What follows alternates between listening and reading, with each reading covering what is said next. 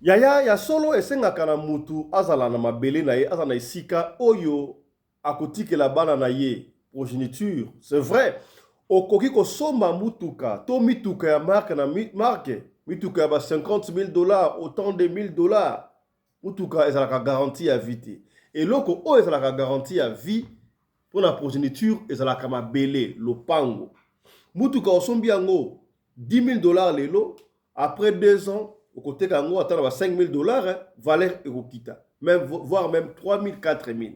Kasi lopango okoki kosomba yango na 2 000 dollars, 3 000 4 000 dollars, yaka après 10 ans au côté kango autant de 1000 dollars et mataka valeur yango teko senga yo yaka na lombango osomba terrain na aloimo na maluku na quartier Menkao et pas wapi ba koteka ba terrain ya 20 sur 20 à 2 minutes na boulevard seulement na 4 000 dollars.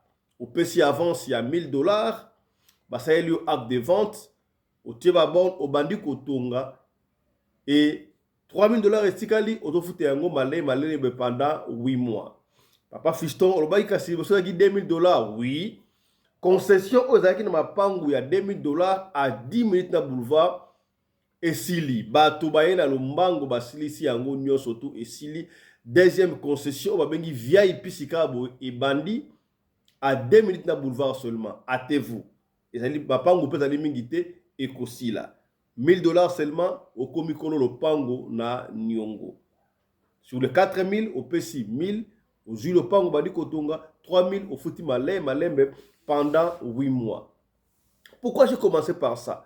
Oui, Bana Yalibanda va comprendre qu'il faut Kotonga. Alors, na yebi to benga yango nini? Jalousie et bandi na niveau ya bandeko basana na Afrique. Pona bandeko basana libanda tonde ne pesi pasi. Na ba introduction wana pona histoire auto kobetela yo. Et pesi pasi ya kosakana te. Moi na poto comme on a jardin. Jardin, azalaka na Allemagne, Congolais, ya Brazzaville, na Pointe-Noire. Moi, na ya poto abeli liboma dans le riz de Pointe-Noire. Récemment, awa. Ba pesi de solo, papa Fiston, tozo mona, osala ba publicité, ya mapangu, benda batu matoi. Likolo ya lopango, obelisa kolo lopango, kolo mabele, mbongo ya pasi, oyo na ba malili amemba carton asali wa kosala yo cousin obelisa ndeko liboma lisolo oyo esalami na Congo Brazzaville na Pointe-Noire mon Allemagne na quartier Siafu. Comment se fait-il que jardin abela liboma cousin na abelisi liboma ba yebaki na ke cousin na mtabelisi liboma yango lisolo to kobetela yo awa lelo awa na émission ya lelo. Enfin, les carottes sont cuites pour la mission de Balobi. Accord tant attendu de paix entre la République démocratique du Congo, na Rwanda et Salemaki et Lobi. Ba signé yango, ba yike balobaki accord eko sinamete. Et ça le kuta et le komoko salamate mais to moni yango ke réalité. Et Salemi de balobaka ndoto elati nzoto esalami ya solo kasi bayike ba yimi ba pas Fiston. Mais comment ça fait-il que ba signer accord entre la RDC na Rwanda ba président Ngokutu Kagame na Fachi ba pesa nimbote te ndenge nini? Est-ce que accord o ezali sincère? Papa Fiston, est-ce que omonaki tango ba signer accord tango ba lakisi bafungoli accord balakisi boye oh omoni président Trump afungoli aye alakisi président Kagame afungoli aye alakisi kasi pona nini Facha afungolaki aye te alakisi ka noir boye? Est-ce que Facha abosanaki ke fa fungola to amoni ke bakoro wana eza sincérité pour fuite yebimi ndeko moka lobi il paraît makambo o bakomaki na kati ya accord wana la dernière minute, service secret congolais, bah, que non, ça a été modifié. Qu'est-ce qui a été modifié dans Katikuna? Est-ce que c'est solo? Peut-être c'est le kuta. Tala makam oto sola awa na banaliste ya Radio Lokole Télévision. Mbote na bino bandeko balandi ya Radio Lokole Télévision bisika nyonso bozwami. Merci na confiance pe fidélité. Bozali ko continuer ko pesa programme Oyo Radio Lokole Masolo na chaîne na bino Radio Lokole Télévision. Rappelez-vous yaya toye ko poussa la malembe na fin de l'année. To sengi na yo s'abonner. Ya pendant toute une année otala ka Radio Lokole Télévision. O s'abonner to bondeli yo s'abonner. Soki to silisi année Oyo les fils qui attendent à 60 000 et ko sala biso plaisir. Déjà nous sommes en 58 000 quelque chose. Soki au tiers s'abonner, de combien à 60, ça va nous faire plaisir. Rappelez-vous, Radio Lokole et Masolo, ils ont magazine d'information générale. Oyo et Fungola Kabino, esprit, bande ko ebele. Comme na conscience ya vie, comme éveillé na vie, grâce à Masolo, to betaka awa. Masolo, to betaka awa, to inventaka yangote. Ezalaka masolo oyo bino moko bopesa kabiso to beta yango pona kosunga ndeko moko quelque part. Peut-être ndeko azaki na problème o to loba awa. Mais tango ayoki alandi Radio Lokole programme problème wana epesiye solution.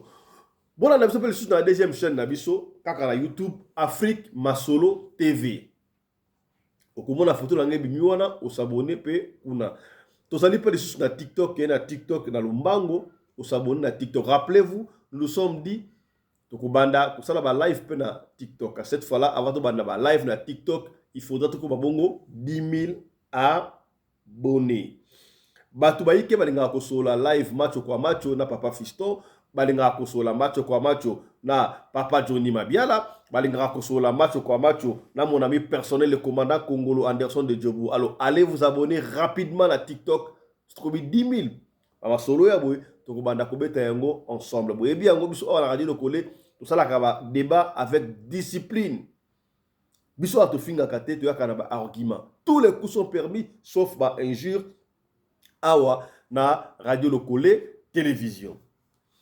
Yambo to beta solo ya accord historique pe salamaki entre la RDC na Rwanda tikana beta la yo li solo e pesinga ipasi ya kosakana te. Yaya na yebsaka yo chaque fois. Papa na yo akoki kokoma ndoki na yo. Mama na yo akoki kokoma ndoki na yo.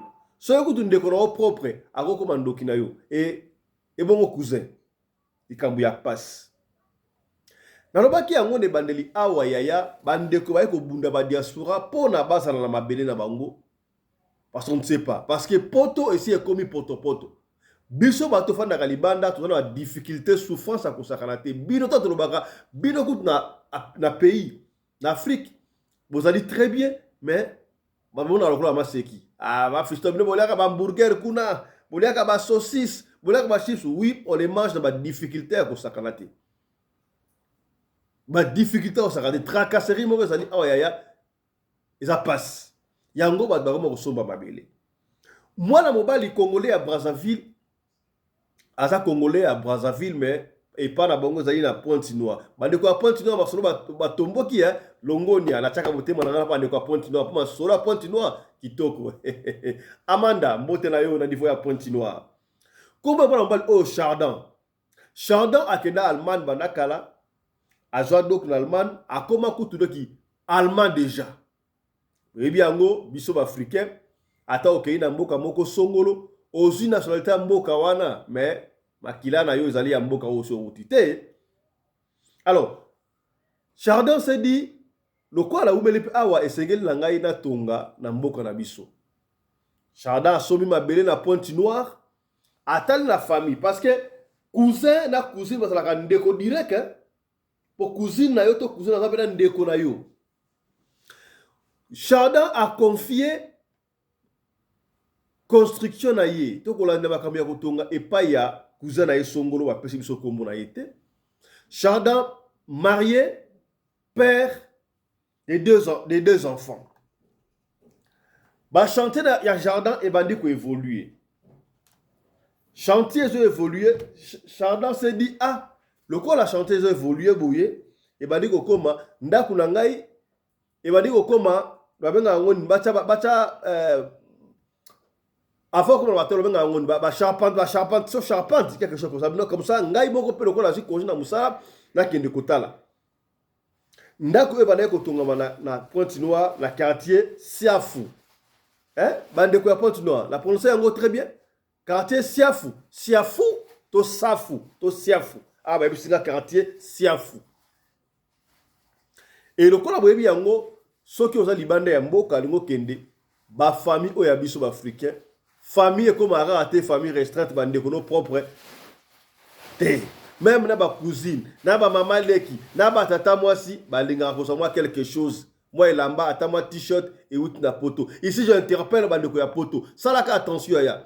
Ya na Kinshasa na Afrique habillement échangé. Tirike oti na bilamba kuna. Yo ko lo la kangisa bilamba ya kala, la ke ngona Afrique, la ke Europe ya ba robo na ba robo na bilamba na yo. Bakoboya na blama na yo bakoboya kolata yango eza le chuta makalate que aussi ba kifunda blamba kala o boataka e koma mabe otondisi yango okepesa muna kisasa akoboya yango po Turquie koma da yakuna bana kisasa bazo lata ko panangana te bana kisasa bazo lata soko ngombe na balinde ko lamba voilà entre parenthèses somba elamba ya sika somba elamba ya très bien. Au Memi Ango pour la base CPLA. Et je profite de l'occasion pour vous annoncer déjà à radio le côté télévision. Beaucoup directeur commandant Congolo Anderson de Djobo a annoncé Ango et pas wapi. Toko sala yango na Cape Town, toko sala yango pe na Johannesburg bandeko oyo. Marina ba sapatu te, ba veuve, biso idara ba veuve na ba orphelin ka on na sapatu te, moi la maya kola te salite na bonane awa, ba komisa ba kombo et pas ya directeur commandant Congolo Anderson de Djoboura pour na bazwa moi sapatu. Moi sapatu ya sika. Bon, donc on déjà à kusunga, moi sapatu, moi loso, moi spaghetti pour la fêter yango na bonne année oyo. On va y revenir directeur va revenir sur ça dans nos prochaines éditions. Voilà. Moi on va dire Chardin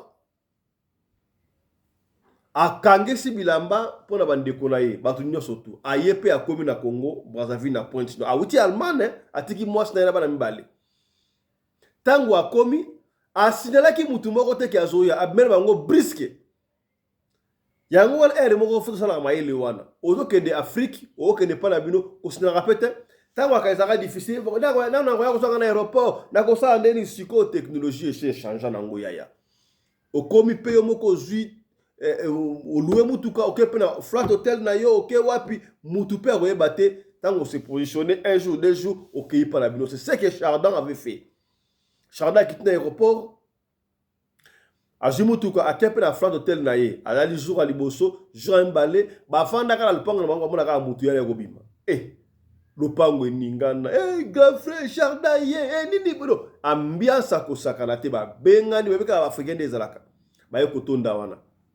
Et ndenge salaka soki waki na mwa kolima kamuso wala kala mitu wana Chardin fungola ba valise 5 valises abandi ko kabola mutu ne loko na ye mutu ne loko na ye apesi bango nyonso tu boyebi yango ba congolais ya Brazzaville basa ba jike bango ba lela costume na ndenge ya kosakana te veste de veste ba congolais ya Brazzaville apesi o veste azui cousin oyo pe abane ko sa charger na makambu ya kotonga ya ndeko Chardin azui pe ya ye. Alors Chardin s'est dit ça va lobi na kokende po ndenge na ye awa na kosala 2 mois. 2 mois na accéléré ndako batie ba charpente ba tôle surtout batie ba pavement donc natika ndako na forme parce que na komi bo sandako. Et ça s'est passé comme ça. Chardin pe asali 1 mois à l'andeli ba travaux na ye amona ye ke ndeko na ye cousin na ye ba ko sala ba travaux très bien pe donc il a félicité moi ya mukepe azui. Et attends, il 2 semaines cousin Azong, en fait, Chardin Azonga na Allemagne. Cousin na ye on a de la game makambu ya ndaku atalaki na fête. Je vous ai dit ici, il y a un costume, non? Aye kosenga. Cousin sengi Chardin, est-ce que cousin, oko prêter ngate sapato na yo wana na tangona veste na ke de fête moko ya mariage ba inviter ngai. Pas de souci. Et ça qui yango une semaine avant, non, c'est comme vendredi, il y a un il n'y a pas de problème. un certain vendredi cousin oyo s'occuper de chef ya chantier ya Chardin aye pe na flat hotel esika Chardin zalaki Chardin pêche soulier et coquille boyebi ka ba na poto to ba de bazaka cool aye bon au moins sur na pêche oyo ekendaka na veste oyo bon ça va zo veste na nga opé lata yango soko silisi ya ko zongusela ngai ilanga ngota lendi a pas de souci na okende sokola ngo kaka na poto. Ça va. Après, si veste, na chemise, na cravate, encore ma veste, ma cravate, na soulier. Et les cousins étaient très contents à accueillir. Ici, je rappelle que Chardin, Congolais à Brazzaville, en Allemagne, na Pointe-Noire, à Bané Kofa, na hôtel Elaïs. Et à Bisso, Tobeta Kalisolo, Kande à Pessibiso. Soki balobi tanga kombo otanga kombo soki balobi kutanga kombo te otanga kombo te o papa fisto yo tanga kombo te na botenga pona nini ba yisi biso tanga kombo yango totangi kombo to fonctionnera ndengo wana. Donc Chardin abade ko fanda na hôtel Elaïs ya bande ko Pointe Nord hôtel Elaïs et ça va VIP abade ko fanda kuna. Alors qu'est-ce qui s'est passé? Cousin accueilli pe fête samedi, c'était prévu le lundi à une forme. Bon. Chardin a se maîtrisé. Tant que tu as une semaine, il faut rappeler, mais cousin, on va forme. En tout cas, nakoya. Semaine et ensuite, on a voyagé à Yéti. Il fallait que Chardin a voyagé un certain lundi. Yaya, dimanche, bato mokili makambo mingi anga na lelio mama hey mokili ya makambo. Chardin falaka voyager lundi. Vendredi nango na butu aye na hotel ayeli ye na cousin ayeli Chardin veste na ye na chemise na ye na cravate na soulier kaka ndenge asengaki quelque temps après. Oyenango ça promet de tangwana. Basolo lipe ye cousin pe akei na ye. Samedi, dimanche bakelaki pe église ka nezalaka baye kozonga. Yaya ta baye kozonga bayenzela moko pe na cousin wana bafandi mwandam. Tango bafandi mwandam boye. Alors Chardin ayoki mo ba palpitation. Chardin waki ba palpitation ayoki pena moi bien te. Ayoki ma mulunga bino na malibanda comme ça na zwa moi mupepe. Tango abimi libanda ya hotel oyo Elaïs abandi ko kende tala moi la poto takina ba forme moi ça va le monde ka veste tika na cravate ka des akana soulier tala ba Kongola Brazzaville bazaka mbote la bino ba Kongola Brazzaville ba sa père voilà bena ba fan ya radio loko télévision de quoi Pointe Noire on est ensemble.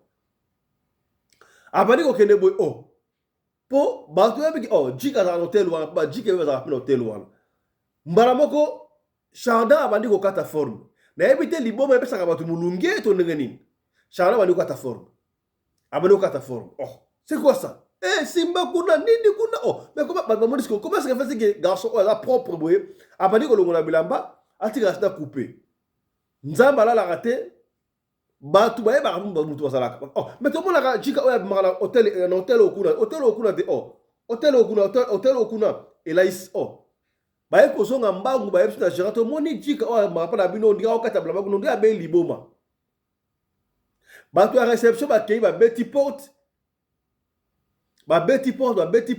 na chambre na fungoli cousin cousin ba ndeko ba na kendaki awa aso ya tenengeni ba bino ba be liboma kuna cousin abimi Olia landa mutu kuna alandi mutu te cousin akei na ye. Cousin akei na ye. Kaka ndenge salaka babandi ko benga. Bapele bandi ko lela na téléphone, ba tika téléphone na ejika wana. Et lele bamoni ka so te batu ya réception, ba clean bamoni téléphone elela. Ba oki sango ya jika kuna ondie mutu sali bien tete. Tango ba yambi téléphone nous avons une petite sœur naïe. Oh, en tout cas, ça tête là, obino boki sangote. Oh, ya la bino ba moni ba be. Abe di boma wapi. Allez, famille, boki kandeza famille ezurele. Ba ye bele wala. Nini kuna Charda be liboma, jika mona pota be liboma. Oh, Charda Allemand. Et puis si ba tumbi kamba. Ba Charda ba ki récupérer na wenze akata de forme.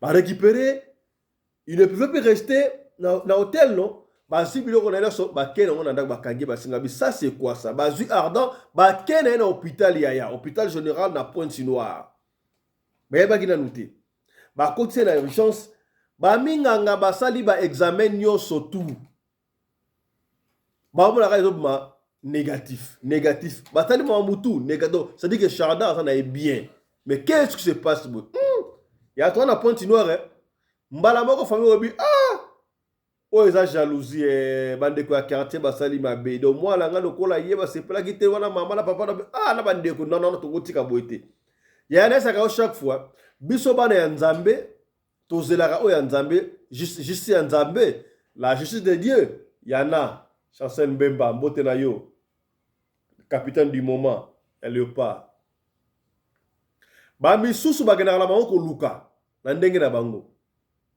lokola famille ya Charda atiki mwasi na ye na Allemagne na bala mibale ayaki pour mandaku aide bino apesi mutu nyonso eloko mais pourquoi niveau oyo ba bino toke de kotala ba mo eza normalité comment se fait-il que dans l'hôpital na bano aza négatif mais bo eza mama ya molili ba mema siko Charda et pas ya bango benga prophète ya ke bala ba prophète.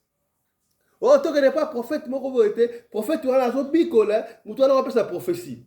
Ce n'est pas tout le monde qui se dit prophète, avec prophète en Zambé. Même Kadian Pemba appelle ça la prophétie. Est-ce que, même Kadian Pemba appelle ça la prophétie. Ça, là, attention. Yaya, entre parenthèses.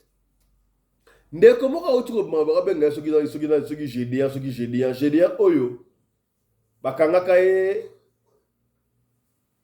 Est-ce que j'ai encore ces images-là? Nana ma image wana entre parenthèses. Ya biso a so la pembe. To benda yo matoi. O papa fisto ba giteneni. Ya sala attention. Gédéan oyo, Gédéan. Gédéan o bakanga kaye. Bakanga Gédéan sala rani. Est-ce que ba tumbongo? Gédéan oyo. Et là, Gédéan, on a continué. Gédéan, est-ce qu'on a batumbo? On va faire Gédéan, moi, ça va aller. Voilà. Par là, l'image, oyo. Avant le vélo, moi. Yeyo. Comment dire?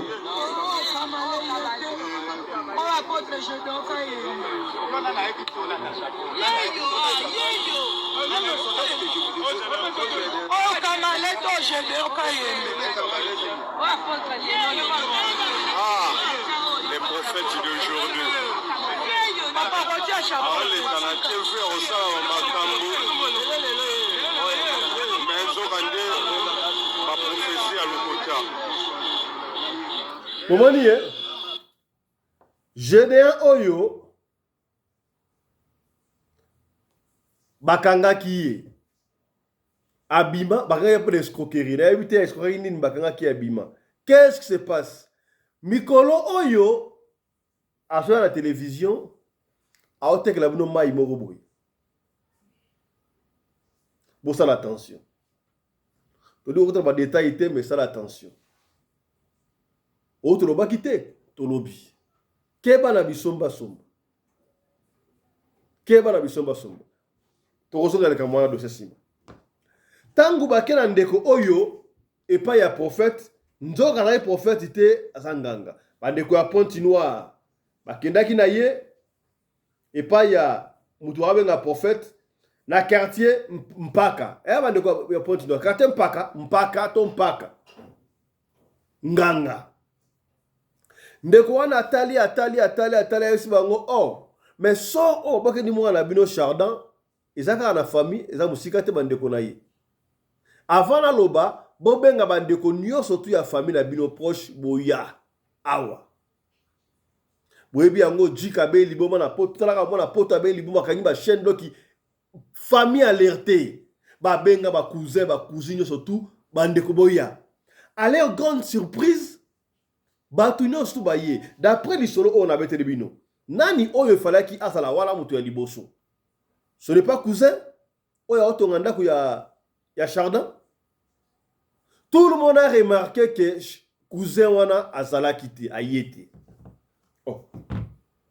Nganga wana prophète d'après bango atuni me bosa bele mutu moko na wana mususu te oh baso bali awate. Nganga wana abi nani azangi. Nani azangi. Oh mutu azangi te nganga bite mutu moko azangi. Nganga pesa bango kombo ya cousin oyo abanayi azangi chargé ya kotonganda kuwana. Même diable peut pesa autre kombo. Même diable peut la prophétie.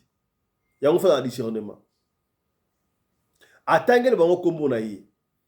Pourtant a kombo na ye awate po ba famille abatu. Mbala moko ba sutu bi oh mais ko ça yete mais atonga renda ka to bi abi ezali ye nganga yebisi bango. Makamna lo balabino so tango na ko bonga bokutu na ye. Avant de continuer, détail moko boy. Tangu famille à Chardin et kendaki na hôtel Elaïs ba récupérer ba valise na bilamba nyonso tout ya mwana bango Chardin ba luka passeport na billet ba luka passeport ba mona passeport na yete. Ba mona passeport na yete. Ba tika wonde ngwa ba non mutu oyo la seule personne qui a un passeport les ali yemokolo quoi ça mutu bouger to bongisa peut-être avoir un passeport na ye ezali mais on prend bien soin le col a comme déjà allemand ba kay na ambassade ya allemand na consulat allemand na Pointe-Noire ba signaler que non tala ndeko na biso ça allemand mais document na yeso monde na te abeli moi mutu donc tu es concerné que ndeko na abeli moi mutu et il y a des pays qui sont organisés hein. Baba ok, traiter si y a quelques cas nécessaires pour benga biso banda koya. Tangu ngangala esi ba onde ngwana eza cousin wana musali makambo wana. Cousin wana azwaki bilamba ya Chardin akendaki nango bisika ya mabe ba bebisaki kutu c'était prévu à ça l'accident akufa. Mais le kola za makila makasi et ça dit que ememie abela mutu. Il y a certaines personnes qui ont mal à l'élite de Dieu. Et ya, mutu ne se balait à la reine de ce n'est pas mon sobi au monde rien. Il peut malédiction jouer jamais. Et si j'ai fait vous interpeller, ya, mutu mo kana droit comme dire yo te même maman ou abota yo, même papa ou abota yo. Surtout bana étiqué o ba kufela ba parents, maman ça l'a raté, papa l'a raté, ba maman le qui ba tata moi c'est ba osakala. No bino bo saka polele boy, bo la protection te, yem c'est toujours la protection sans effet et comme ça yelo morote. Jésus de Nazareth, nzambe o nzambe ba ofele ba veuve, a ba te la biso. Est-ce que commis parole ici là la parole, malédiction la parole, ici là la malédiction, ici là anéantir la parole. Otigrate muta modirio. Oyo, okokufa, okobongate tena kobonga sans effet malobala wana. Est-ce que commis tu peux te délivrer toi-même dans le barango chaque fois yaya. Nanga wana yebisi mwa wabne sundengo wana abino. Ba passeport.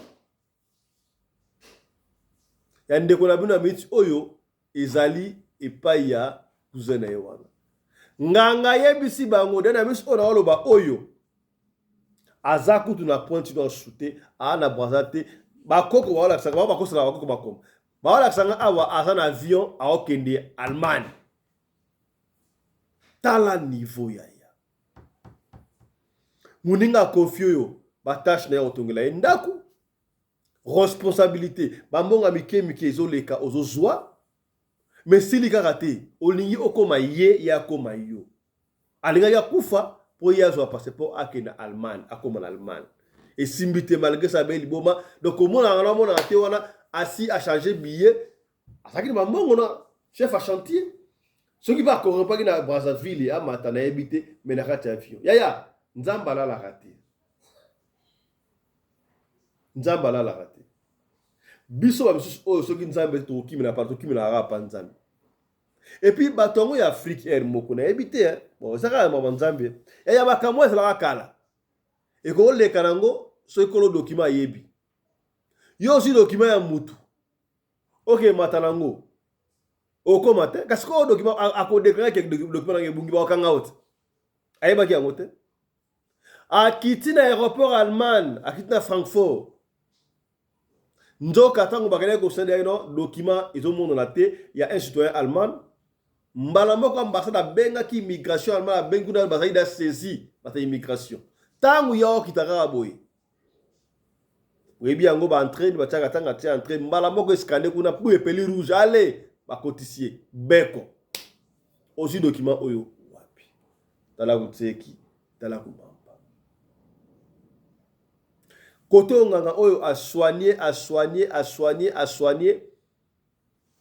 ba soigner Chardin ndenge ya coutume Chardin ayoki mwa bien azongi na bomoto na ye Chardin ke na ambassade na bango na ambassade kutia ko luka ye tonga bakangi mutu ya kuna bato ambassade ba ye ko luka Chardin na adresse wa no ba document na ye mona na Allemagne mutu moko ayibaki yango est-ce que yebi o wala cousin nga safa yebi on va payer organiser Allemagne ambassade sa union surtout ba zongisi na Allemagne cousin wana aza na prison tisiko na Allemagne akateli autant d'années mutema mabi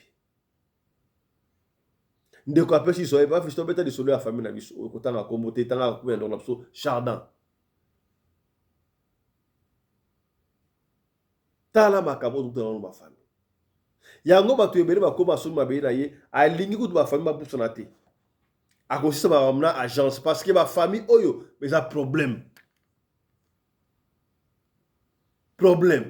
okotonga penda kwa ngo esili aussi otende ko afanda wana azo futa te jour ko bimisa ye ekomi problème akofundo tipa mbila na mbulo atalo no asakina kinga lopango afuta anga te lopango ko mayi yaya na bengi yo pima toyi soki otongi ndaku na yo esili eko lingi ndeko no afanda wana yaya ko vandi sa yo ferete sinese contrat comme étant locataire afutaka chaque fin du mois alors mbongo afutaka eza oyo futa ye po azo tairo lopango eza la compensation de moi jour oyo kolungwa olukele préavis abima na malembe parce que ozo kanisa ndeko na yo oui yo ozo na esprit na malamu wana o mona ndeko na yo est-ce que yo ba projet na ye o combien bato ebele ya part de bapango na bango ndengo na pona confiance bato ebele bato ngi banda kuna Kinshasa na Afrique balali yango te bakota so abele pona bamutuki na bango moko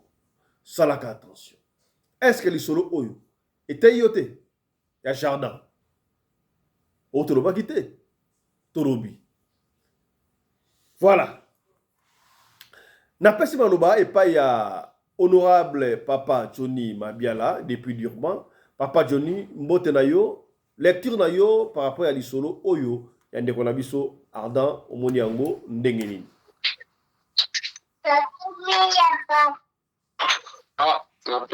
ndeko na biso nyonso shalom bisa bozomi ngomba kolo amona biso nous allons ka na série ya koyoka les choses qui se passent dans le monde makambo oyo il faut ebendaka biso matoi tozala vraiment mayele parce que quand on est dans ba Congo papa Johnny quand on est dans ba pays d'origine papa Johnny on va bien te bouger dans position to so ko malamu te bouger ma position so m'entrecouper. Ok.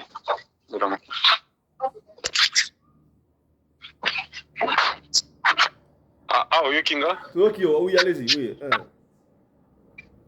Ya na lubi boye na pesi mbote na bana nzambe bisika nyonso bazwami ndenge bazoka biso na tongo lelo na pesi mbote na ngai pa na bino nyonso.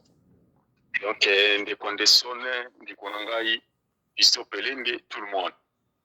Alors makambo toyoki ils ont pris cette leçon, chacun d'entre nous, mais à ta biso peut intervenir, mais tous allez quand même tirer la leçon. Donc, ils ont concerné bisognon surtout le peuple congolais ou le peuple étranger ou au Kabiso. Donc, les choses autres, tant que nous avons au Congo, ntango tozalaka na bakongo na biso na bamboka na biso bapays d'origine tozalaki mpenza kocomprendre bato te parce que tozalaki biso nyonso na niveau moko donc tobandaki biso nyonso bampiakere biso nyonso tozotambola ndenge moko mwa oyeba mpenza motu aza na motema mabe mingi eza te ouais mais ntango tobimi libanda nde sikoyo baposition komi différent alors yo oza libanda kozala na confiance na bato oyo batikali à 100% te nalobi te ke bozala na confiance te na bango boko kozala na confiance mais ezala mpenza ya 100% te parce que toyoka ebele dernièrement awa tolandaka na émission kaka na radio tv lokole ser moko na Kinshasa ayaka kaka na cousin na ye abenga cousine na ye bafandaka na hotel moment donné bilamba na ye bungi papa na bango moto azwaka bilamba na soki na kindoki soki na ndenge nini donc eleka kaka le même histoire yango se répété biloko oyo tozomona na monde ce qui veut dire que tozovivre na bato oyo baza na mitema mabe mais mitema mabe na bango moye omona yango boye na biso eza te ezali caché à l'intérieur okoyeba bango kaka na ba geste ou soit okoyeba bango retard soit tosokufi soit tosokomi na liboma ka ndenge wana soit aussi au perdre biloko na nyonso donc tu peux jamais comprendre motema mabe ya mutu ndenge ezalaka c'est pourquoi le Seigneur dit bino besoin de contrôler extérieur mais lui il contrôle l'intérieur de l'homme donc yesu ayebaka nzambe ayebaka kati na moto biso toyebaka nde libanda omoni moto moko azwa pembeni gentil azali vraiment donc accueillant ou accueillante omipesi na ye lobino o vrai moto mais nzoka aza na ye oyo tobengi hyène déguisée donc ndeko wana akonfiaki na moninga na disons na cousin na ye et ntango akonfie na ye il pensait peut-être que cousin akozala toujours ndenge bango bayebanaki nde bazalaki be ndenge bakolaki son idée était comme ça là naza kaka bien za mutu na nga betaka bakati banini nzoka ye azalaki déjà comprendre déjà que non ndenge za boye na minute oyo na wana bakalikili na bato que non na minute oyo akomi na mwa ba moyen nga na tikali boye akomi singa mwana ya musala alonga pe funa lekelaye nga pe na kuma lokola ye c'est ça ndia asali ba plan wana pona nini a éliminer mais toutefois moi ce que je pense toujours motema mabe ya mutu na ebite ndenge nini mutu raisonnaka parce que quand tu fais des choses comme ça là même ato kei na poto okomi na poto mais obimi na makila ya mutu na maboko na yo est-ce que ko réussir aux assir et place yo kei aux assir ko réussir neti ngai personnellement nde nazoloba na temps oyo tozalaka na ba 17 16 ans na bakini wana bazwaka biso na makambo ba défi de mode ba biloko moko ndingana mais ba condition bapesaka biso na makambo wana na boyaka yango totalement mais baninga o bandimaka ba condition wana bapasaka ba misu bakendaka ba poto est-ce que lelo baza ko réussir na ba place wango bazali donc mais pas misu peut-être bakufa déjà on ne sait pas mais est-il que soko bimi na mboka na yo bima na bénédiction ndenge mona ka bato mususu basufura akenda ngola akota balunda asala boye atoka asali le tout azuma misolo na ye a voyager en tout cas keno na bénédiction keno na kimia mais oyo kenda o abomaka muninga po muninga amelaki diamant comme ça to bomaye to lungola diamant bobi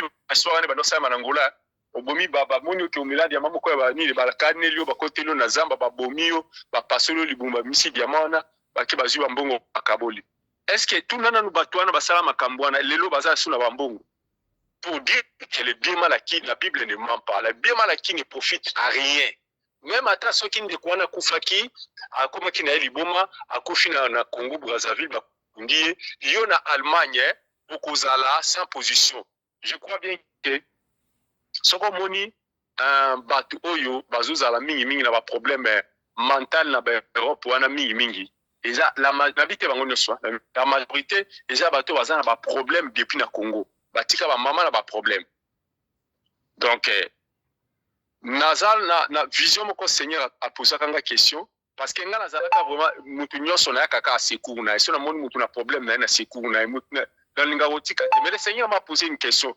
Abinanga Johnny, soki nzambe a punir mutu. Yo mwana na mutu koko ya na secours naye. Donc soki punition oyo nzambe apesi yango na mutu. Est-ce que yo kokuya na secours ya mutu wana?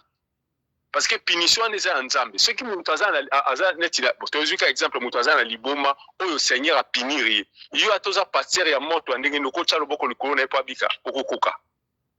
Donc la question est là. Maintenant bato bozo sala makambo oyo ya lolenge oyo ope bozana makanisi ya kosala yango boye bakango te osala yango pona na habite za ko to satisfaire mes plaisirs te mo satisfaire démon diable oyo azakati na pour lobby kozala tout na yo. Donc on ne réussir jamais. Bible a lobby le bien mal acquis ne profite à rien. Donc tu ne peux jamais changer. Ce qui colle à lobby ezaka amen. Donc c'est un peu ça. Voilà, merci beaucoup l'intervention qui toque au papa Johnny. Na pesi maloba et pas à mon ami personnel, le commandant Congolo Anderson de Djobour, mobali ya mama nabiso Kofi, mama Kofi, mbote na yo, au moins à vieux quoi d'accord man.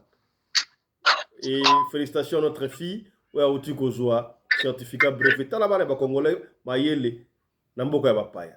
Mbote na yo honorable commandant Congolo Anderson de Djobour. Lecture na yo par rapport à l'isolo indeko oyo ya Pointe-Noire.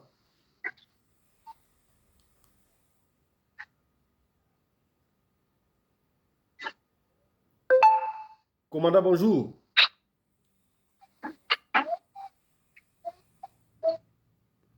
Est-ce que commandant Anderson Azali?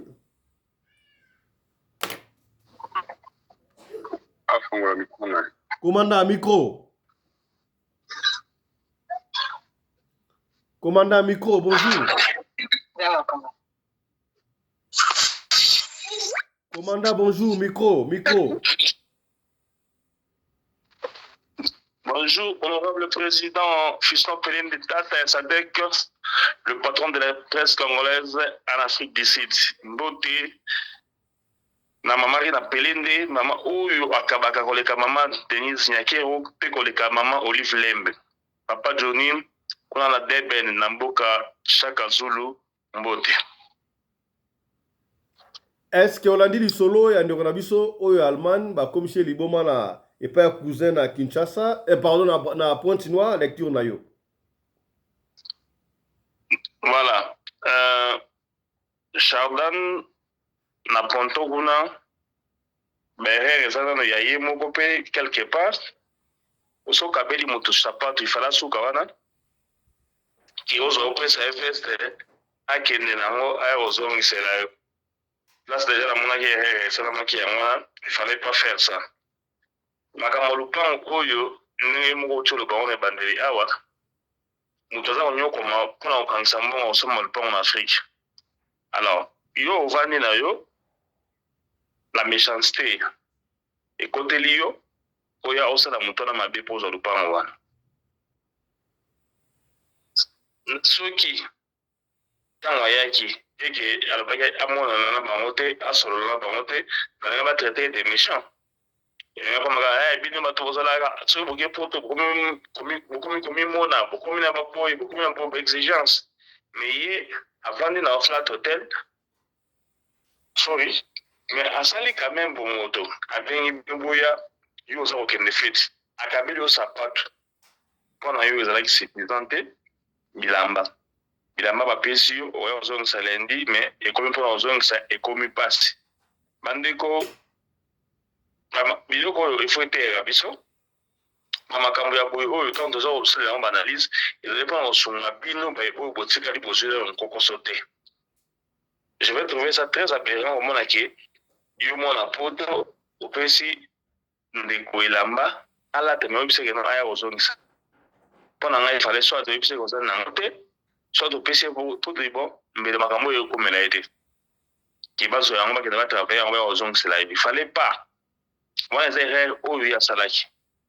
Alors biso bato oyo totikali tozona ba problème te lelo nde na mona bakoma kokola na ndako badiscipline ezali te biso tokola badiscipline tozali bana mibali misato mais mpona oyo so elamba eza ya grand frère ngai nalata yango bie petit frère ngai nalata yango ezali kosalama te mutu na mutu alatala bilamba na ye tozala ndako moko biso nyonso toza bana mibali me tolatala bilamba te.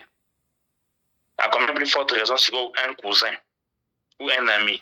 Dans ça, Babilo moko boye na biso bato toza ba éducation kala Babilo wana ezalaki te. Il fallait éviter yango soki akola na discipline na mais mabe ekomela ye te. So tala likolo ya bolamu na ye aye kozwa nkokoso mpona motema malamu na ye eye komemele nkokoso nyonso oyo mpona jalousie ya lobana. Bandeko ntango oza kosala moninga mabe estce oza kobi tuna tata ke non soki na famille bayoki ke non ngai oyo nakomisi cousin na ngai boye est-ce que famille bakozala pour ngai est-ce que bakoyeba susu kopesa ngai ata moto na kati ya famille oyo parce que ton propre cousin tu le fais comme ça.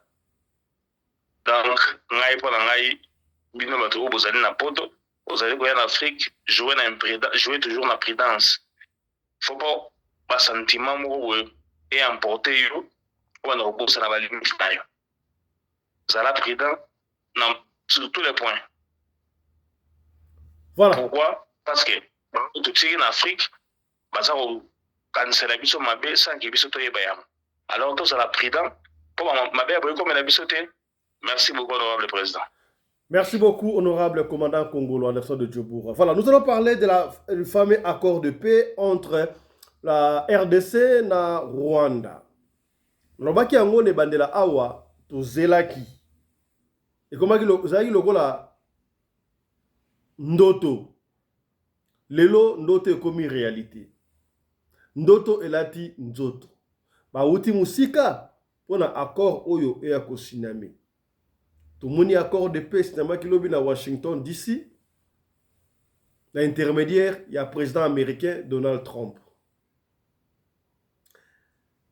Accord wana to kopesa wala pas intervenir mais ba iki wa bengi a pas fiché tout le monde va signer accord wana mais il paraît je ne confirme pas que na dernière minute texte oyo et ba accord ba texte wana ba modifier kango secrètement na dernière minute na habite succès seulement si modification et salama ki ezaki pour na avantage ya nani on ne sait pas. Est-ce que c'est vrai qu'on avait modifié? C'est vrai ou faux? On ne sait pas. Mais, tu vas retenir deux choses. Vous voyez bien, l'accord de paix, tu comme à côté à Mabé, et papa fiston, accord rango c'est tout le monde a signé ce qui m'a signé accord, et Zalaka, après signature accord, il faut pas ça la mbote, n'est-ce pas? Mais, comment ça fait-il que tout le monde, d'abord on a discours, tout le monde dit que tant que le président Kagame a silisi discours naïe, tant que le président Donald Trump a fandaki a PCM mota yambi mota tout c'est très bien. Mais différence avec Fachi, tant Fachi a silisi, Donald Trump na telemi a yambi a lobi moi loko la lito yuana lobi nini.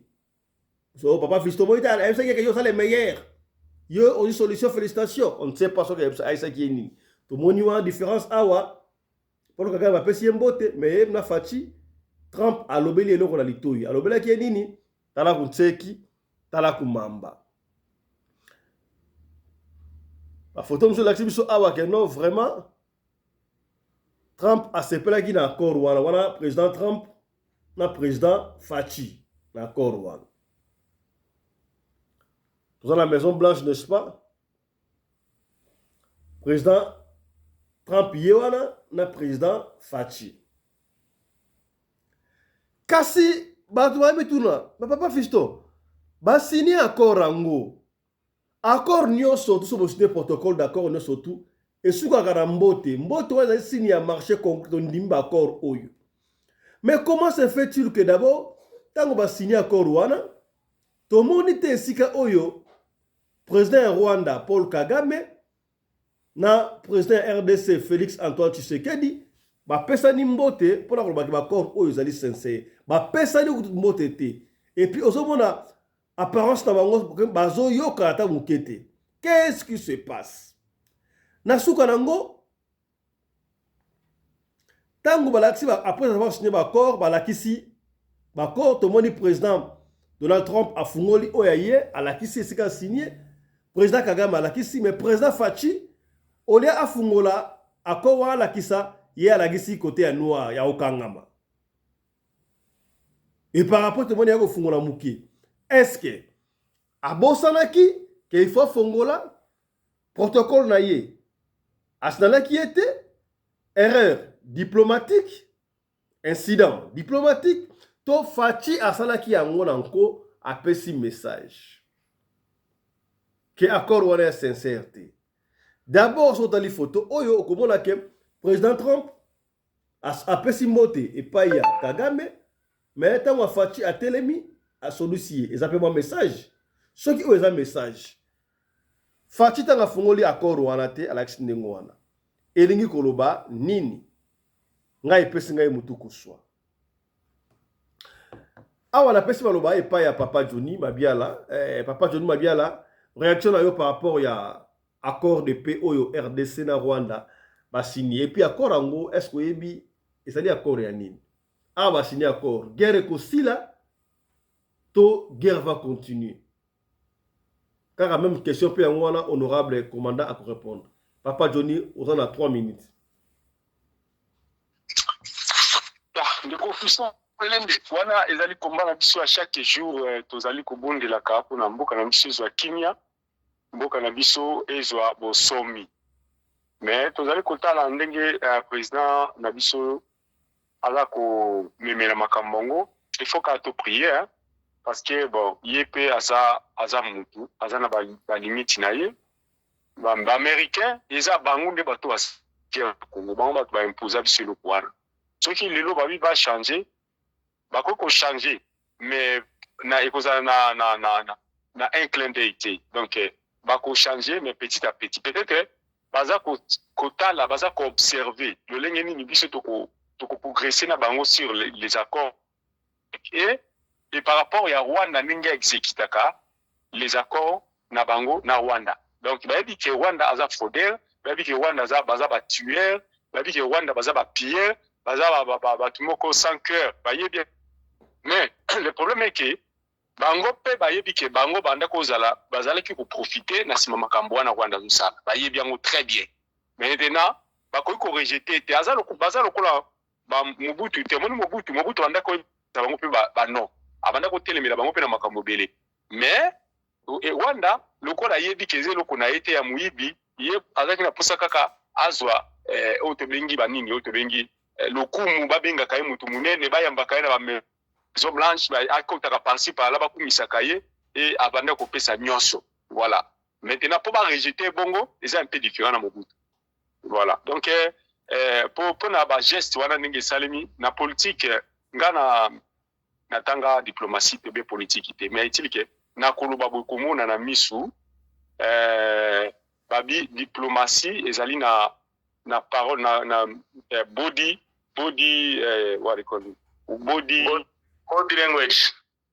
body language voilà body language na body language ça prouve déjà que il y a quelque chose où ezali louche na katia ya Rwanda mais pas na défaveur ya Congo siko na défaveur ya Rwanda mais aussi Congo a se peli pela mingi parce que sur faveur mingi te soki to landi na sekuna ya donc 70% Congo a gagné mais donc 60% Congo a gagné 40% eza pour na Rwanda pour ceux qui totali même hier Kagame abane déjà ko contester abino ya accord wana d'abord ils en a fort de belé bon ceux qui n'ont zo ba trikango na vers la fin ah voilà là c'est pas mais tindique comment na nu Kagame azani sengote ya ko signer eloko wana deuxièmement même ba Rwandais bango moko ceux qui landi bango na ba média na bango parce que to après ba média na bango na ba Facebook au moment que baza ko loba contre accord wana c'est-à-dire bazali na moi ba antécédent na kati accord wana alors na côté na côté ya ba signature selon ndenge ba article ndenge ba signé article oyo moko ba biso article 3 na so fongola ngona sena ngwana bazo parler sur commerce autoko sala na Rwanda c'est-à-dire Rwanda na kati ya ba transaction wana ye akozala na 10% Congo ekozala na 15%. Ndesi ko eloko wana ezopesa bato vertige makasi parce que bango baza na baleserel, baza na miyibi, comment est-ce que bango bako kozwa 10%, biso tozwa 15, biso bakole au moins soki biso tozwa 15, bango bazwa ata 3% ou bien ata 2%. Mais comment bango 10, biso 15. Donc tozaka presque même pied d'égalité. C'est ça le problème. Donc pas la ngande to bondela ka nzambe parce que ndenge Fachi afungola accord ndenge Tshisekedi afungola afungoli accord wana cela veut dire qu'il n'est pas content d'après eux. Non, c'est pas ça. Moi eloko nga nazolo bakaka ke to bondela po nzambe asala nini amema accord wana ekoma na sens po to biso bana Congo tozolinga esalema. D'abord numéro 1 to récupérer sécurité territoriale na biso et puis to telemisa l'armée na biso bonga nelo ko Kagame alingi te yango wana po abike na temps vide o ya kotika Congo a cause de plus en plus renforcé. Omoni des fois balobaka nini pona o gagner et loko moko lokola o ezali dire il faut o pesa parti moko pour gagner zelo kwa bon moto soka zo katelanga soko kotina kati ya bilanga o njube ezali ebele. Qu'est-ce que vous allez faire? Au tika parti wana po yo olandaka parti za vidi no. Oko sala le tout, o sala ka malembe po njube ezwa yote ti aussi sa parti wana enfin o gagner terrain na mobimba po sala bilanga na. Contrat o toza na yango na Rwanda wana eza penda di na nini disons na 100% la faveur na bisoté. Mais avec le temps parce que si on part aujourd'hui to lobby to bungisa Rwanda et que Congo a l'armée à ma capacité, ça sera un coup dur pour nous. Vous voyez? Maintenant, nous, le temps où il y a la vide, le Congo, malgré perte, nous avons 15-10%, mais nous renforçons notre armement et nous allons renforcer l'armée Nabiso. Kota ebele, nous avons besoin de 150 000 militaires. Imaginez-vous que Mboka tu as 120 millions de personnes, mais tu as 100 000 militaires. Attends 2 millions de militaires basala parce que tout le monde a réussi. On a réussi, tout le monde est militaire, hein, si vous ne savez pas. Parce que moi, je suis en classe, comme la 6e, à côté de la première CO, il faut que nous ayons la Munduki. Donc, il fallait Congo tous en la position parce que nous sommes haïs dans tous les pays frontaliers Nabiso. Except moi bamboka musa mike bamboka mususu bazala mo basoni en réalité bazo pesa faveur na ba Rwandais pour ba envahir biso. Voilà. Une fois et le koni ko sala tozonga moi sima muke pour te ba ko avancer. Mais to pesa nanu to rependa te pa ya Tshisekedi parce que bon pour nangai ngala sepela kinanga na ba ko wana te ngai kuta kenda tala me pekite ngai kipenda kota na Russie pour rapport de forces à la renverser. Mais le ko la ya kenda ki déjà c'est une autre façon ya kolakisa mukili ke biso tolingi bitumbate tozana biso batakimia me bango nde bazobanda biso yango toye toluka pe me na kati ya pe wana tozoluka ezaka te ke tofandi na pe ale tobandi okanisa keno bape ekoteli biso totika barwanda bafrontiere ezala polele non il faut d'abord tosala makambo to bafrontiere ezala bloqué barwande bakota pas de free visa nde bazalaka nango wana tolongoli makambo ba free visa wana. Voilà, merci beaucoup. Tous les Rwandais ont ici dans la côté ya Nord Kivu, au baké ko soki 300 et quelques mille personnes ba côté ici kuna nyoso wana il faut babima penda na mboka na biso comme ça. Mais avec le temps hein, parce qu'à un moment où on n'a pas la force de tout faire en étranger. Voilà. Merci beaucoup Papa Johnny Mabiala. Commandant congolais à la sorte de Djobour. Après qu'on signe accord de paix, Tomoni wana président Trump a laxi o ayi na signature président Kagame alakisi mais président Fachi a fongoli yangote eza alaxi o kangama eza erreur asali ya bosani to après ce message. Voilà. Merci beaucoup honorable président Fiston Pelende Tata ya Sadek. Na sepela ne petit ça moi benga yo na Katanga baba ya Sadek. Le patron de la presse congolaise en Afrique du Sud. Mama Rina Pelende mbote na yo. Papa Johnny Mabiala na landela boke binyonso, merci beaucoup pour l'intervention na yo. Mais moi bambodi mike ko peta mawana non pas pour Papa Johnny mais pour Paul Kagame et surtout na bandeko ba congolais oyo batonda mutema mabe contre pays na biso. Pourquoi seulement parce que Tshisekedi azali na pouvoir. Honorable président. Sorry, papa Anderson. Nazo batamona komo muke okota. Likambo olobiana ya bandeko na biso o bazali contre République. Ça m'étonne. Vous savez que na kati ya ba Facebook ndenge tozolanda na ba WhatsApp biso awa. Vraiment, j'ai compris que les Congolais baza trop bas. La minute où il ne fallait pas tous à la diviser. Voilà un président, il y a des républiques mususu alobi ke mabelo ananga na kangiango alobi penda na mulokone ke akangi Goma na Bukavu nyonso komi place na eza ya ye pour le moment. Avant batu bazwa yango bien il faut pas kende kosenga ye. Mais c'est le ninga lobi. Mais le moment où il fallait ba pays au pende ezali pays lokola South Africa awa tous les Rwandais aussi babimi babimi déjà na mboka oyo mais peut-être bakundi bango déjà. Et puis encore bango nyonso banga bazala together opposition nini mouvance bango tout together contre pays oyo balobi likambo wana. Mais voilà, nous sommes divisés et tout ça calme nazo na réseaux sociaux les autres personnes baza kotaquer bato bangala oh bino bangala il faut que kamboka ngo kabona moko na tuninga la bi OK yo lobi mboka kabona pour quelle raison. Oh non, voilà nazolo ba bien c'est Makis na tuninga bi c'est Makis yo lobi bino bangala bazo marginaliser bino parce que bangala baza bienté baza ko yo yebisa ngai quelle région où yo aussi monde va chasser ba Swahili yebisa ngai mboka nini oyo soki région nini Kasai Équateur tala région moko yo ke ba bomi ba Swahili ba bimisi bango. Parce que vous ne parlez des choses qui vous ont contrôlé. Le Rwandais ne vient pas au Congo pour cohabiter avec les Congolais. Papa Johnny, Papa Johnny, écoutez, non, le temps nous presse déjà. Tika ne connaît pas à continuer. Oloba qui déjà, tant le coquille. Pesa Maloba et pas de Anderson. Commandant, allez-y. Voilà, merci beaucoup Papa Johnny pour l'intervention. Moi, Lamboka Makis n'est pas un politicien. C'est un monsieur tribal régional. Oazalana Vital Kamere. Tango Moïse Katumbi a été manger à l'ombre pas à Kamere, à comment l'anda Moïse Katumbi. Tango Moïse. Commandant, le temps nous presse déjà. Le temps nous presse. Allez tout droit au but. Allez-y. Voilà mon accord. Voilà.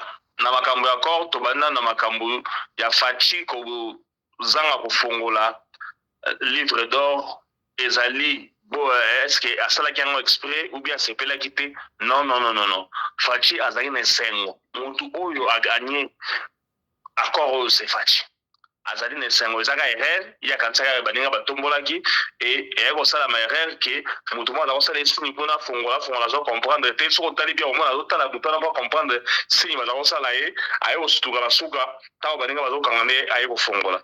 Il n'y a rien de mauvais na eloko wana ça na erreur bandeko accord oyo to tikango musika accord oyo bozo to signer oyo pour penser à votre précision que à part l'accord au moment où va signer na kati ya saluana va signer déjà États-Unis na DRC va signer l'accord il y a business na ça de mususu et c'est comme va signer l'accord il y a deal traoué là au bunda au pasteur Thomas Kamwend a songa biso na osala ba marche na mboka oyo deal de USA na Congo et ça la maki lobby va signer l'accord wana sur le minerai, l'agriculture, infrastructure, nyonso emploi, création d'emploi et ça la maki lobby. Bandeko, so vous me rappelez bien, tout ta l'accord au musika.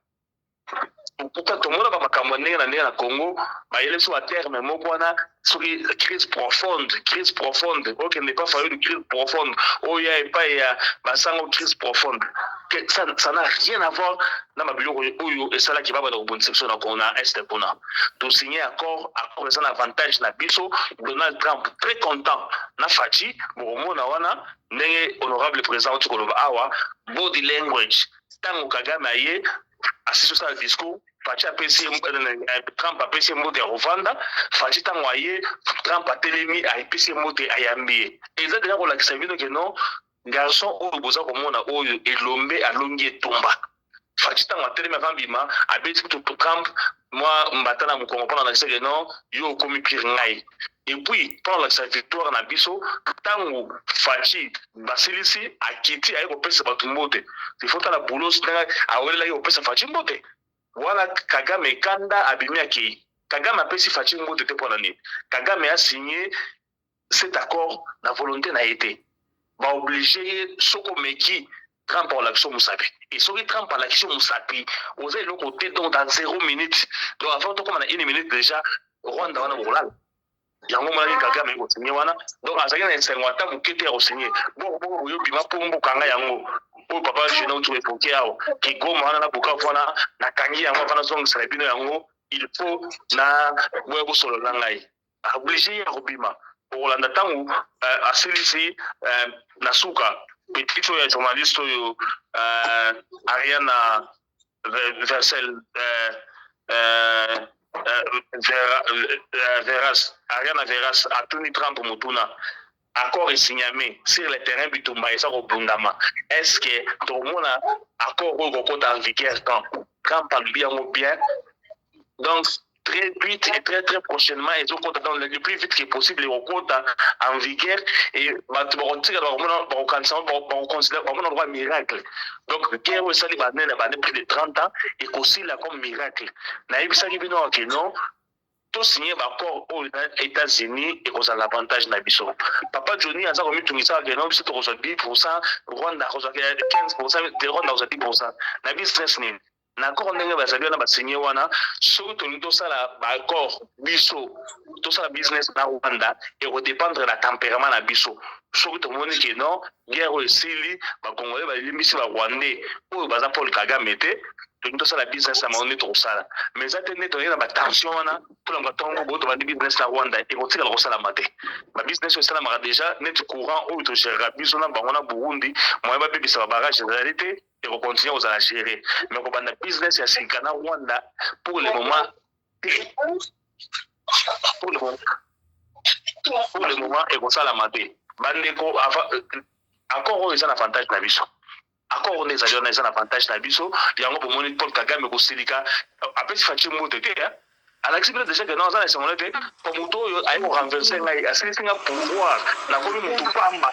Ndenge bato bazomona ngai grand Afrique moto akopanga nga soko osala te président nani ya Burundi epeti mbodi alobi tosigné bien mais koyokana ezali malamu mais kotyanga en pratique et pas Trump babiloko wana ya Trump azomona ngo te Trump déjà yebisa bino ke non j'ai fini la guerre aux États-Unis na Congo ayebisi bino ke non plus de 10 millions de personnes bakufi na guerre oyo bato bazalaki kopeta yango kara ngai na ye nasilisi yango imaginez-vous que non ezali na salle oyo salle institut de la paix les États-Unis na pays ya accord na biso bachange yango kombo bakomisi yango Donald Trump Institute of Peace donc bachange yango kombo institution mobimba bachange yango kombo bapesa yango Trump mpona nini parce que azali l'homme de la paix bandeko place oyo Trump azobeta tolo ayebi ke bakopesa ye prix Nobel de la paix mpona kimia tie na este moto akomeka aza te bacorneille nanga bamakenga banani boyo tala beti lisolo na bango eloko baza eloko te liboso États-Unis baza eloko te epui ndenge ezali wana bamekaki bamashine na bango bakokoka susu te esili makambo ya guerre esili terminé e touti yango mosika bakatolike batrike biso awa baza komona Kagame lokola nzambe to baza kopesa bavalere moko boye na minute oyo moto afongola mbanga azali so te donc ezali bacongolais se sont décomplexés Kagame akomi na États-Unis Fachi akomi un Congolais butazi photo a posté Kagame na ba sénateur américain bato ya nani ya Joe Biden kuna azolo bani ke non Kagame akomi mbala moko butala na ba sénateur américain ba Patrick Moya azosala ba selfie na libanda kuna na États-Unis na minute où Kagame yeza komona homme fort alomona danger akomi na kata sali humilié Kagame abimi na soni akokata kopesa Fachi moto te place Fachi za na sengo est-ce que awa sikoyo c'est fini règne na esili tala nanga bima na kata sali apesa ta moto te commandant est-ce que sikawa lokola bashide bako tolo banini guerre esili bashide bako tolo ba guerre esili voilà guerre et aussi là il y a un qui a dit non mon nombre car batunaki Trump na kata sala après discours après accord lobi zaleka moko et pas petit tu wana Ariana Veras atunaki est-ce que guerre sur le terrain aussi là c'est immédiat donc le plus vite que les aussi là et puis vous avez aussi le roi miracle ndenge ezali wana aussi là au moins bato nyonso basala maseke na este wana moto akofonda so mbanga aza te bakokanga bisaka na bango soko boyi okokufa Amérique aza ntango osala bashete les fameux makambo ya baminere bradage baminere ya RDC sikoyo procédure nini oyo RDC asalaki mpona États-Unis asengage makambo oyo bapesi baminere na biso c'était quoi l'accord lobi ne basigné accord na États-Unis sur les minéraux. Honorable président, place Oyo, et ça dit le mot il faut qu'on va comprendre très bien. Au moment où j'ai Oyo, il y a pas mot basa oyela biso. N'enga mela biso o crise profonde, o non bradage à minéraux. Et ça dit j'ai des mots o ezangantina. Boro calculer banda ba Rwanda bazo Rutshuru Rubaya. Imla ko ya kolta na monde. ezala na Rubaya place ya monga susu banda ba Rwanda bazo yango bazo biso non basala exploitation et tripla ne bazo exploiter ni minéraux na Rubaya nam to profiter na ezali Rwanda là c'est oyo Rwanda zo profiter nango Congo aza kozo eloko te na to sala deal na ba américain ke ba bazo exploiter ba yebo yiba te bazo ko sala to signer mon contrat boye pa na biso vous allez nous donner ça. Vous pouvez biso mon autant, vous savez l'exploitation boy, vous retournez la biso autant, vous pouvez biso boy. Et ça libre accord normal. États-Unis ont tout signé accord ya cobalt na Australie. Au lieu que Australie mon le but que non, président australien a bradé ba minéraux na américain. Non. Et ça dit business partenariat, business normal. N'est fonctionnement payer ça la marque. Pendant les ba comme ça bradage. Et ça monte ma bé. Bakatumbi ozomona baza koloba lelo bameli mai na tonga Katumbi a dépensé plus de 600 millions de dollars ya kosala lobbying na États-Unis que non investisseur ba na Congo lelo a changé maloba communauté ba investisseur de tout ça la dialogue pour investisseur ba ya yo bisa ba américain que minéraux c'est la Congo so investisseur ba yo sala ni nyo sona ça dit mutema mabe bango ba kanta guerre oyo et aussi la té bango pona bango tuifate continuer vivre ndengwana bona lelo lobi babomi bato na Rubaya bona lobi bakangi Rutshuru basali bo ba ventrer nyonso na eza aussi la terminé au moins ntango kaka Amérique ndimaki boya ko collaborer na biso c'était déjà la fin et lelo batika na soni Tshisekedi oyo ne bande ministre biso que non président Nzoba président Bololé c'est la personne qui est venue finir la guerre en RDC et puis croyez-moi ba ventrer ça ma souche wana te au moins la présidence bazo ba témoin wana bazo ba témoin ba te Kagame yebi de que non et sili donc patron so ba ya simana ye ko sala bote Kagame bo terminé ba makenga banani terminé bazo ba rimaji wana banda betre biso nous plus na kata piscine na Bukavu to ça na Bukavu bientôt Kinshasa akomi yango ndoto ba besuki na bala esuki na makanisi na ye ba ko masute merci beaucoup encore oyo ezali na intérêt à Congo et puis Congo et Kobonga lobi la salle qui démonstration awa sur une entreprise américaine et na Congo comment est-ce que le Congo va évoluer. Merci honorable président. Merci beaucoup papa Johnny, une minute on va finir on va baksa bon nyoso ngwana commandant alobi biso swena biso ezali kake to zanga kimia na mboka na biso à part ça nazaka kosenga na ba étranger nyoso sans exception baoboza na Congo otika kozala mêlé na kati ya makamba gouvernement na biso dans politique congolaise etali bino te soki boye kofanda ofanda kinga botosa ndenge biso botosa libanda awa bino pe botosa soki bolingi te omoni ke Congo zo gêner bino bobima na bino na Congo donc c'est un peu ça otika Congo na biso libre mais pona Katumbi na ngana loba boye Katumbi azana e danger te azana e danger moko publicité azane mutu moko oke toko tshena ba lisa ya ba nani ya ba bitram ceux qui bisimo anate liste moko na ba Joseph Kabila te donc ye azana opposant moko pacifique à cause à na Congo continue musala c'est un peu ça. Voilà mesdames messieurs je crois qu'on a dit la réaction il y a ba intervenir sur accord le fameux accord de paix espérons que Otomoni Oyo et Kosalema Ndengwa. Après tout, on a tous besoin de paix pour Mboka Nabiso et Kende Liboso. La Kolemba ko rappelé te ya so ko na besoin ya Kosomba mabele na Kinshasa na Maluku na quartier Menkau cité diaspora benga bandeko ya Aloimo to bengi biso to tchon en contact na bandeko ya Aloimo. C'est-à-dire que baikoteka mabele 20 sur 20 à 2 minutes ya macadam na $4,000 ya pamba.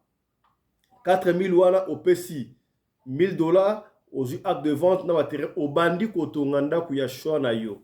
Et dans 8 mois aussi d'ici $3,000 wana. Donc hâtez-vous. Na boy et comme assistant mabele s'il yo benga papa fisto mais si comme mabele oh $2,000 ici voilà c'est ici déjà progressivement. Et très les gars 15 parcelles. Yakambango za parcelle na yo na $4,000. Toboy na janvier commence ce comme 6,500 au bandi kolela. Prix promotionnel yango Yakambango. Et puis pour la bateau oyo basela ka produit à Nzambe à l'Oposo a soldé à Kiti si ba prix donc 30%. Benga Nzambe à l'Oposo rapidement pour la hausse à 30% yaba produit na yo. O toloba kite tolobi yango yo benga Nzambe à l'Oposo pour na ozwa gamme yaba produit na yo na moins cher ya. Mutunyo sous na vie senga gata na dermatologue. Yo na dermatologue te? Vous avez un dermatologue. Benga les bourgeois à kosunga yo ozwa prix na réduction na 30%. Voilà. On s'arrête ici mesdames messieurs, on se retrouve demain déjà avec un autre numéro de l'émission Radio Locolé, ma solo sur votre chaîne Radio Locolé TV. D'ici là, portez-vous bien. N'oubliez pas de vous enregistrer pour le tournage à Liboso, il y a Pop de Balloon, topé Find My Love, Koluka Bolingo Bassi, on a besoin de Mibali, on a besoin de Bassi, on a 100 tonnes déjà lundi en Afrique du Sud, dans Johannesburg, pour le tournage et émission. Et puis, couple surtout Oyo. Alors, nous avons fait une réunion na bandeko ya rédaction, papa fisto pesa kaka 10 ans, to pesa chance na battu surtout. Ceux qui boza couple, ata une année, ata otoba la sika, bokomi na droit ya koya koleka. Na libala bosembo donc bobenga rapidement pour s'enregistrer parce que tournage ezali bongo lundi na 9h na 100 tonnes. Pour beaucoup plus de détails bobenga la nouvelle rédaction pour vous détails de ce tour. Allez, portez-vous bien, santé de fer à tous. Chap chap et tchara.